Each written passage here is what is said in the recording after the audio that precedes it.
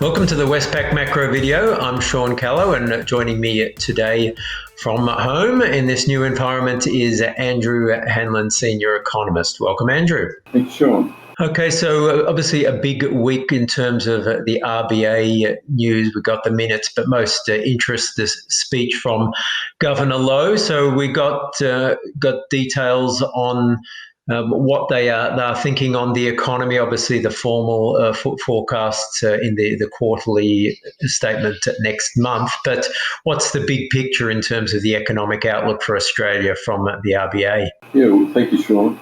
So, the Governor spoke this week. Obviously, he sort of had caveats around it that these are not necessarily point estimates as such, and you can sort of think more in terms of scenarios.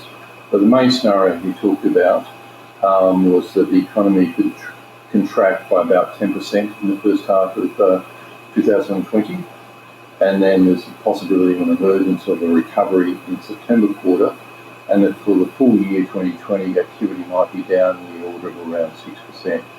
And then the following year, of course, he's expecting quite a substantial rebound. He's talking perhaps in the order of 6 to 7%. Wow, okay. Some pretty sharp numbers. They're sharp rebound, I guess. But overall, at this stage, on your numbers, how does it compare to our outlook? Yeah, I think that when you talk about the current year, the numbers are quite similar.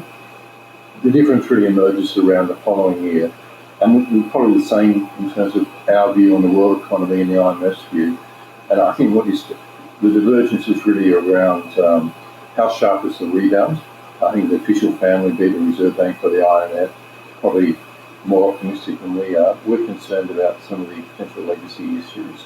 So those legacy issues can be around lingering restrictions on social gathering. Also in terms of international travel, we think those restrictions would remain in place for some time yet, which would obviously hit service exports. Then of course you have some other legacies as well. We think for Australia, potentially lower migration numbers, which would impact population growth, but again, related to these restrictions on travel. The other one would be around labour market slack, so the recession itself means that we have a lot more slack in the labour market, which would place additional pressure or downward pressure on wages growth. And if you think back to pre-COVID, we really had a lot of fragilities in the Australian economy. The key story really for us was ongoing weak wage growth, weak productivity, and high debt levels, which were constraining the consumer. All those forces will still be in place. So for us, that sort of tempers our expectations for the strength of the rebound next year. You're concerned about housing as well. What would you say is the outlook for construction at this point? I suppose it's not sort of directly impacted so much. In terms of housing and the population story, well, certainly will be an issue. So one of the reasons we had such a big boom in home building construction a few years ago was that we've had a big step up in population growth. So for Australia, it's sort of been running 1.5 up to 1.7%, most recent 1.5. And 0.9 percentage points of that comes from net immigration. So that was a huge need to add housing stock here in Sydney and Melbourne. Obviously, if the outlook for migration numbers is lower, then that will sort of temper the need for a strong rebound in home building.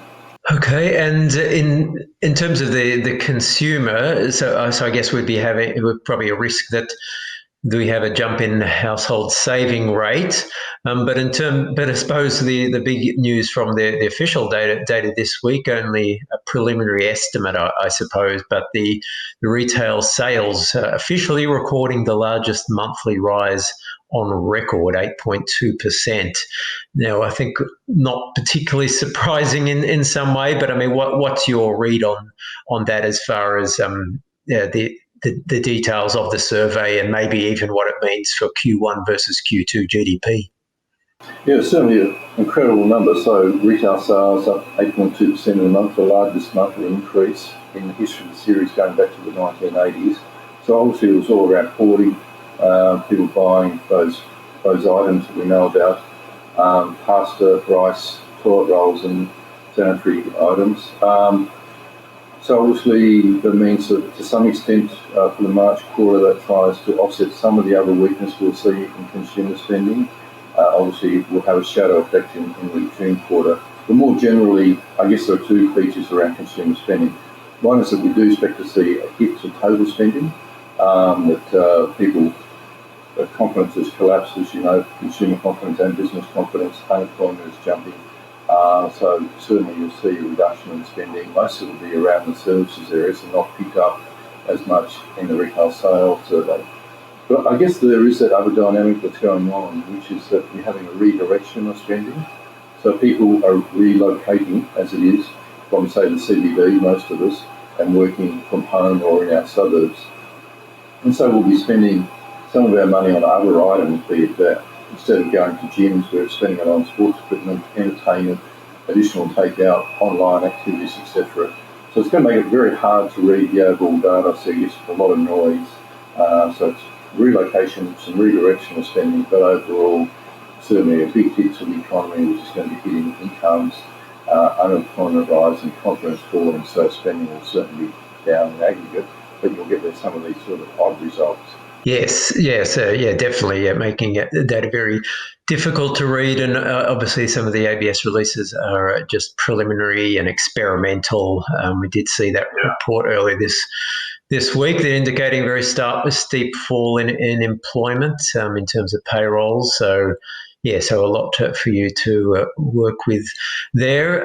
Thanks, Andrew. And in terms of currencies, the Aussie, again, following the ups and downs of global equities and the oil price collapse, which has negative implications for Australia's energy exports and does seem to be weighing on coal prices as well. So potentially some risks to export revenues there. So, but overall, the Aussie holding up reasonably well. So, thanks again, Andrew, and thanks everyone for watching.